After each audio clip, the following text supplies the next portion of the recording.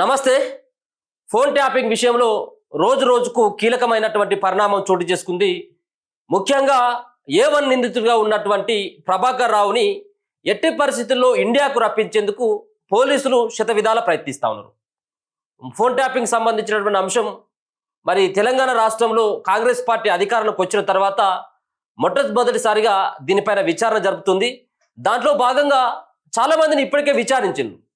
చాలామంది చెప్పినటువంటి అంశం ముఖ్యంగా మా పై అధికారులు చేయమంటే మేము ఈ ఫోన్ ట్యాపింగ్ చేసినాం, దాని ద్వారా ఎంతో మందిని బెదిరించడం, సినిమా స్టార్లను బెదిరించడం, రియల్ ఎస్టేట్ వ్యాపారులను బెదిరించడం, ఇంకా మిగతా సంబంధించిన ప్రతిపక్ష నాయకులను బెదిరించడం, ఆ పార్టీలో ఉన్నటువంటి నేతలు సైతం కూడా మేము బెదిరించేటువంటి ప్రయత్నం చేసినాం. చిట్ట చివరికి ఇప్పుడున్నటువంటి ముఖ్యమంత్రి రేవంత్ రెడ్డి ఫోన్ కూడా ట్యాప్ చేసినాం.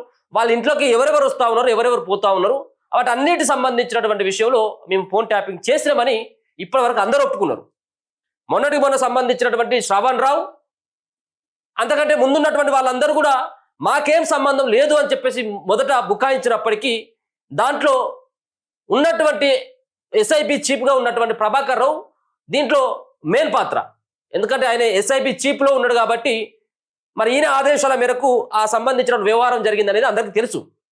కానీ ఈయన వెనుక ఉన్నటువంటి వ్యక్తి ఎవరు, ఈయనతోటి ఫోన్ ట్యాపింగ్ చేయించినటువంటి వ్యక్తి ఎవరు, వ్యక్తే ఉన్నాడా, వ్యక్తులు ఉన్నారా?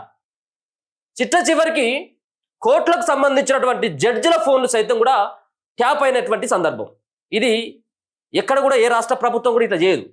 జడ్జిల ఫోన్లను ట్యాప్ అంటే అత్యున్నతమైనటువంటి న్యాయస్థానంలో పనిచేస్తున్నటువంటి ఆ వ్యక్తుల యొక్క పేర్లు మన బహిర్గతం చేయనప్పటికీ వాళ్ళ ఫోన్లు సైతం కూడా ట్యాప్ చేసినాయట.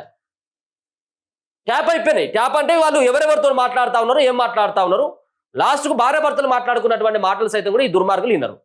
మరి వీళ్ళని ఏ శిక్ష చేయాలి? వీళ్ళను దేశద్రోహం కింద కేసు పెట్టాలి. దేశం ద్రోహం కింద కేసు పెట్టాలి, లేకపోతే బహిరంగంగా ఉరిదీయాలి వీళ్ళను. అది ఏమన్నట్టు? అది ఫోన్ ట్యాపింగ్ ఎవరైనా చేస్తారా? అది పర్సనల్ సంబంధించినటువంటి అంశం కదా. అది నీకు ఎవరిచ్చిలా హక్కు?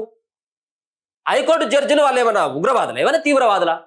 సరే, ఒకవేళ కనుక రాష్ట్రంలో శాంతి భద్రతకు సంబంధించినటువంటి అంశంలో ఏమైనా ఇబ్బందులు చేసేటువంటి కొంతమంది కదలికల పైన నిఘా పెట్టి వాళ్ళ ఫోన్ ట్యాప్ చేయొచ్చు. సో దీన్ని ఎవరైనా ఒప్పుకుంటారు.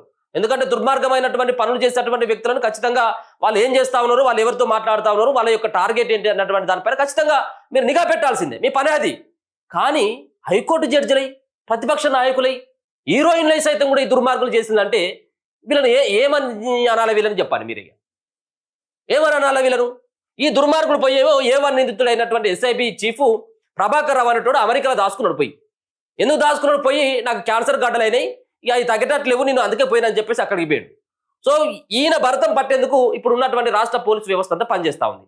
పాస్పోర్ట్ రద్దు చేపించిండ్లు, రెడ్ కార్నర్ నోటీస్ ఇచ్చిండ్లు, ఒక పక్కన కోర్టును సైతం కూడా మొన్న ఆశ్రయించడం జరిగింది. ఈయన ఇక ఏది వచ్చే నెల 20 తారీఖు వరకు లోపల రాకపోయినట్టు ఏంటంటే నిన్ను దొంగగా పరిగణిస్తాం మేము అని చెప్పేసి ఇంటికి నోటీసులు కూడా అంటించొచ్చిండ్రు. అయితే ఈయన వెనుక ఉన్నటువంటి వ్యక్తులు ఎవరు, ఈయనను అమెరికా నుంచి ఇక్కడికి రాకుండా చేసేటువంటి వ్యక్తులను ఎవరు అనేది ఇప్పుడు తెలవాలి. అందరికీ తెలుసు, బహిరంగంగా రహస్యమే. ప్రభుత్వంలో 10 సంవత్సరాల పాటు ఒక నియంత్రణ ప్రభుత్వం నడిచింది. దాంట్లో ఉన్నటువంటి కేసీఆర్ ఆదేశాల మేరకే మాత్రమే నడుస్తుంది. ఈయనకో లేకపోతే ఇంకొకరికో చేయాల్సినటువంటి అవసరం ఏముంటుంది, వేరే వాళ్ళకు చేయాల్సినటువంటి అవసరం ఏముంటుంది? ఇప్పుడు ఈయన ఫోన్ ట్యాప్ చేయడం వల్ల ఈయన ప్రభుత్వం అయితే కాదు కదా, ఈయన ముఖ్యమంత్రి కాదు కదా, ఈయన ఇంకోరి కోసం చేయించాలన్న, వేరే వాళ్ళని బెదిరించడం కోసం ప్రభుత్వం ఇచ్చినటువంటి ఆదేశాల మేరకు వీళ్ళు పనిచేయొచ్చేమో. కానీ ఈయన బయటకు వచ్చి నిజం చెప్పాలి కదా, బయటకు వచ్చి నోరు తెరిస్తే అసలైనటువంటి వాస్తవాలు బయటపడతాయి. సో దానికోసం అని చెప్పేసి యంత్రాంగం అంతా పనిచేస్తున్నట్టుగా తెలుస్తా ఉంది. ఒకసారి చూసుకోవచ్చు, ఫోన్ ట్యాపింగ్ కేసులో ఒక కీలకమైనటువంటి ముందడుగు పడ్డట్టుగా మనకు స్పష్టంగా అర్థమవుతా ఉన్నది. ప్రభాకర్ రావును భారత్కు రప్పించేందుకు సన్నాహాలు, రెడ్ కార్నర్ నోటీసులు అమలు ప్రక్రియ షురు, యుఎస్ హోంల్యాండ్ సెక్యూరిటీ ఏజెన్సీ చర్యలు డిపోర్ట్ చేసే దిశగా కసరత్తులు ప్రారంభించాలట. ఇప్పటికే ఆయన పాత్రపై నివేదిక పంపినటువంటి సిట్ అని చెప్పేసి ఇప్పటికే యుఎస్ హోంల్యాండ్ కూడా సెక్యూరిటీ ఏజెన్సీ కూడా చర్యలు తీసుకుంటా ఉంది. డిపోర్ట్ చేసేటువంటి దిశగా అక్కడ ప్రయత్నాలు చేస్తా ఉన్నారు. తెలంగాణలో సంచలనం రేపిన ఫోన్ ట్యాపింగ్ కేసులో కీలక పరిణామం చోటు చేసుకుంది. కేసులో ప్రధాన నిందితుడిగా భావిస్తున్న ఎస్ఐబి మాజీ చీఫ్ ప్రభాకర్ రావును భారత్ రప్పించే ప్రయత్నంలో కీలక ముందడుగు పడింది. ఇంటర్పోల్ గత మార్చి 10న జారీ చేసిన రెడ్ కార్నర్ నోటీసుల అమలు ప్రక్రియను తాజాగా అమెరికా ప్రభుత్వం ప్రారంభించినట్టు సమాచారం. ప్రభాకర్ రావును భారత్కు పంపించేందుకు యుఎస్ హోమ్ల్యాండ్ సెక్యూరిటీ ఏజెన్సీ చర్యలు తీసుకుంటుందని, ఇక ఇప్పుడు నువ్వు తలదాచుకున్నా లేకపోతుంటే నీకు గ్రీన్ కార్డు ఉన్నదా, నీకు రెడ్ కార్డు ఉన్నదా అనేది కాదు. ఇక నిన్ను మెడలు బట్టి నూకేదానికి అక్కడ అమెరికాలో ఉన్నటువంటి సెక్యూరిటీ ఏజెన్సీ చర్యలు తీసుకుంటా ఉన్నది. ఇన్ని రోజులు తప్పించుకున్నావు, నాకు గ్రీన్ కార్డు ఉన్నది, నేను చికిత్స కోసం వచ్చిన, నేను ఇక్కడ పౌరసత్వం ఉందని చెప్పేసి తప్పించుకున్నటువంటి ప్రభాకర్ రావుకి ఇక అటువంటి ఆప్షన్ లేదు. ఇక ఒకవేళ తప్పించుకోవాలని ప్రయత్నం చేసినా కానీ గొర్ర గుంజుకొచ్చి అలా విమానాలు వేసి ఇక్కడ భారత్కి అయితే పంపించేటువంటి ప్రయత్నం చేస్తున్నట్టుగా దీన్ని బట్టి అర్థమవుతా ఉన్నది.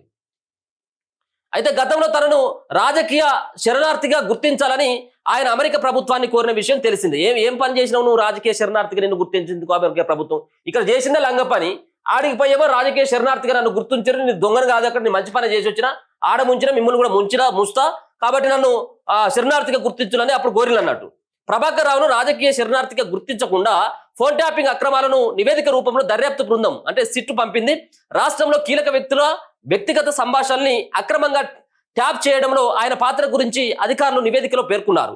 ఈ క్రమంలోనే US homeland security agency Prabhakar రావును భారత్కు రిపోర్టు చేసేందుకు కసరత్తులు ప్రారంభించినట్టు తెలుస్తుంది. మరోవైపు అతను తప్పించుకునేందుకు ఉన్న దారులను క్లోజ్ చేసేందుకు సిట్ టీం బలంగా ప్రయత్నిస్తున్నట్టు కూడా సమాచారం. అంతా ఇక ఎక్కడ కూడా లేదు. ఇక ఎక్కడ దాక్కున్నట్టయితే ఇక ఎలుకలు చేసుకున్నటువంటి కన్నంలో లేకపోతుంటే దేంట్లో దూరాల్సిందే తప్పించి ఇప్పుడు ఎక్కడ ఆయన తలదాచుకునేదికైతే వీల్లేదు. ఆయన ఉన్నటువంటి ఏ ఇంట్లో ఉంటాడో ఎక్కడ ఉంటుందని ఇప్పటికీ అందరికీ తెలుసు. కానీ ఆయనకు కొన్ని సంబంధించినటువంటి అడ్డొస్తా ఉన్నాయి. ఆయన గ్రీన్ కార్డు ఉండడం ఇదంతా కూడా అడ్డ వస్తుంది. కానీ సిట్ మాత్రం దీనికి సంబంధించినటువంటి దాంట్లో ప్రధానంగా అన్ని సంబంధించినటువంటి నివేదికలను అక్కడ ఉన్నటువంటి అమెరికా సంబంధించినటువంటి అక్కడికి పంపించి ఈయన చేసినటువంటి వ్యవహారం పైన పూర్తి రిపోర్ట్ కూడా అక్కడ ఇవ్వడం జరిగింది. ఈ క్రమంలో US homeland security agency Prabhakar రావును భారత్కు రిపోర్ట్ చేసేందుకు అక్కడ కసరత్తులు కూడా ప్రారంభించినట్టుగా తెలుస్తా ఉన్నది. ఇక ఆయన వస్తేనే కేసు కొలిక్కి, ఎందుకంటే ఆయన దొంగ, అసలైనటువంటి ఏమని నిందితుడే ఆయనే. మరి ఆయన వస్తేనే ఇప్పుడు బయటపడేటువంటి అవకాశం ఉంటుంది. ఇప్పుడు ఈయన నోరు తెరవకపోయినా అనుకో, ఇప్పుడు ఉన్నటువంటి సుమారుగా దీంట్లో ఎవరైతే ఫోన్ ట్యాపింగ్ సంబంధించినటువంటి విషయంలో దర్దాపుగా విచారించినటువంటి వాళ్ళందరూ కూడా ఈయన పేరు చెప్తే ఇప్పుడు ఈయన చెప్పాల్సినటువంటి పేరు వేరే ఉన్నది. ఈయన వస్తే అసలైనటువంటి కేసులో నిందితులు ఎవరు, దోషులు ఎవరు, వ్యక్తులు ఎవరు, ఈయన ప్రేరేపించినటువంటి వ్యక్తులు అన్ని కూడా తెలిసేటువంటి అవకాశం ఉంటుంది. కాబట్టి ఈయన నోరు తెరిస్తేనే అసలైనటువంటి దొంగలు దొరికేటువంటి అవకాశం ఉండదు. ఈ కేసు కూడా ఓ కొలిక్కి వచ్చేటువంటి అవకాశం కనబడతా ఉన్నది. ఈ కేసులో A1గా Prabhakar Rao phone tapping issue బయటకు రావడంతో దేశం దాటి అమెరికా వెళ్లిపోయారు. ఈ క్రమంలో పోలీసులు దాఖలు చేసిన పిటిషన్ పై నాంపల్లి కోర్టు నిర్ణయం వెలువరిస్తూ న్యాయస్థానం ఎదుట జూన్ 20 లోపు హాజరు కావాలని ప్రభాకర్ రావును ఇదివరకే ఆదేశించింది. తప్పించుకొని తిరిగితే అఫెండర్ గా ప్రకటిస్తామని చెప్పేసి అదే నేను చెప్పింది ఇంత ముందు, నాంపల్లి కోర్టు సైతం కూడా నువ్వు 20 తారీఖు కనుక లోపల రాకపోతే నిన్ను అఫెండర్ గా, నిన్ను దొంగగా గుర్తిస్తావు, నువ్వు వచ్చినా కానీ నువ్వు దొంగగానే పరిగణించబడతావు తప్పించి ఇంకా తప్పించుకునేందుకు వీల్లేదు అని చెప్పేసి 20 తారీఖు వరకు ఆయనకు టైం కూడా ఇచ్చి ఆదేశించింది. తప్పించుకొని తిరిగితే అఫెండర్ గా ప్రకటిస్తామని కూడా హెచ్చరించింది. ఈ నేపథ్యంలో తాజాగా ఎస్ఐబి మాజీ చీఫ్ నివాసానికి నోటీసులు అంటించారు. Prabhakar Rao హాజరైతేనే phone tapping case కొలిక్కి వచ్చేటువంటి అవకాశం ఉన్నది. అయితే తెలంగాణ పోలీసుల ప్రయత్నాలు ఫలించి ఆయన స్వదేశానికి తిరిగి వస్తారా, లేక మరేదైనటువంటి సాకుతో తప్పించుకునేటువంటి ప్రయత్నం చేస్తా ఉన్నారా అనేది మనం చూడాలి. 20 తారీఖు వరకు కొంత టైం ఉన్నది. మరి అప్పటిలోపు ఇదంతా వ్యవహారం జరుగుతూ ఉంటే ఇప్పుడు ఆయన వచ్చి వాళ్ళు చేయమంటే చేస్తేనే, వాళ్ళు చేయమని చెప్తేనే నేను చేస్తానని చెప్పేసి ఒప్పుకుంటే కొంత ఉపశమనం ఉండదు కావచ్చేమో. కానీ నేను నోటికి తాళం వేసేటువంటి వ్యక్తులు వేరే ఉన్నారు. నువ్వు రానవసరం లేదు, ఇడికి నువ్వు ఆడనే ఉన్నా కానీ పర్వాలేదు, నీకు ఏమైనా కావాలంటే హెల్ప్ చేస్తామని చెప్పేసి ఇక్కడ నుంచి ఉన్నటువంటి ఆ రోజు ఈయన చేత ఇటువంటి పనులు చేపించినటువంటి వ్యక్తులు ఆయనకు భరోసా ఇచ్చినట్టుగా తెలుస్తా ఉన్నది. చూడాలి మరి. ఆయనే కుటుంబం ముఖ్యం, నాకు ఈ వ్యవహారం ముఖ్యం కాబట్టి అప్పుడున్నటువంటి దొంగలను నేను ఎందుకు కాపాడుకోవాలంటే ఆయన వస్తాడు. ఇక లేకపోయినట్టయితే మరి ఇంకే రకంగా తప్పించుకుంటాడు అంటే తప్పించుకునేందుకైతే ఎక్కడ కూడా ఆయనకైతే సోర్స్ అయితే కనబడతలేదు. చూడాలి మరి ఈ కేసు ఏ విధంగా ముంగడపడుతుంది, ఏ విధంగా దీంట్లో ఉన్నటువంటి వ్యక్తుల యొక్క డాటా కానీ మిగతా ఉన్నటువంటి చేపించేటువంటి వ్యక్తుల యొక్క పేర్లు ఏ విధంగా బయటపడతాయని చూడాల్సిన అంశం. చూస్తూనే ఉండండి మన తొలి వెలుగు.